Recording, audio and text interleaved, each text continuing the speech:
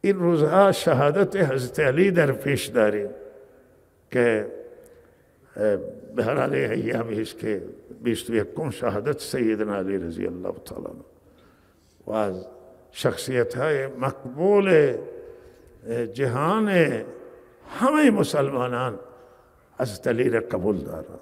کسی بی روی حضرت علی حرفی نیست و به هر حال همه یاران آن حضرت، همه اهل بیت آن حضرت اعتقاد ما آنه که انسان های تربیت یافته به دست آن حضرت بود، به استاد که صاحب معجزه، صاحب وحی و مورد توجه خاص الله تعالی است. هیچ استاد را مادر نزاییده تعالی که مانند حضرت رسول ماهر باهی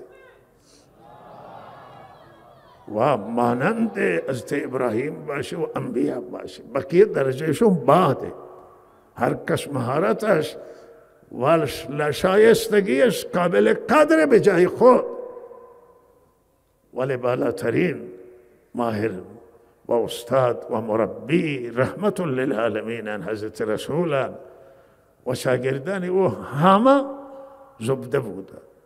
او که بعضی منافقین و اینها را مثال میدم، منافقین او کسی که به ظاهر اسلام آورد در داخل مسلمان نبود، در داخل به دیگه ملت اعتقاد داشت و گفت من ملت اسلام قبول کردم. صحابه آن حضرت همه مخلص بودن، همه صالح بودن، با حال معصوم نبودن. گناه معصوم خود آن حضرت در دیدگاه همه مسلمانان برای اجماع دارد، ولی صحابه انسان بودن، از اون لغزش سر زده، ولی خدا اونا را ارج لغزشون در قرآن ذکر میکنه، افوا ذکر میکنه.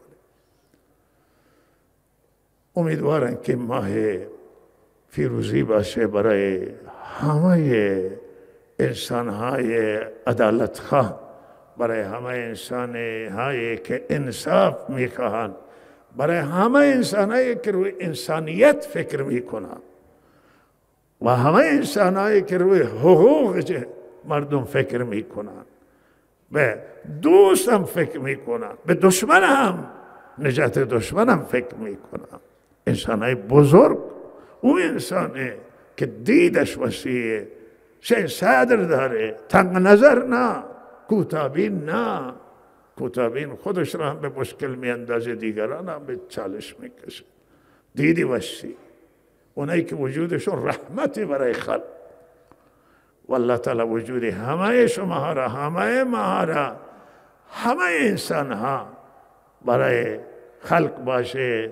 و اگر کسی تلاشی داری، کسی دعای داره، برای شخص نکنه، برای خودم دعا کنه، برای همه مردم دعا بکنه. و عشره اخیره و این عشره اخیره که من اول شما تشریف نداشتید، صحبت کردم، کمتر بودید، خیلی حیاتیه، خیلی مهمه، خیلی تأثیر گذاره. کارا را کاهش بدید و به عبادت بیفزایید، به جدیت بیفزایید، چون حضرت این عشره به جدیت افزود. کمر همت را ببندید، شبهای لیلة القدر را نگهداری کنید و احیا کنید، زنده نگه دارید، عبادت کنید، زنان، مردان، دعا، تلاش، کوشش، انفاق، خرج کردن در راه الله. الله توفیق عنایت کنه. و صلی الله علی سیدنا محمد و آله و صحبه.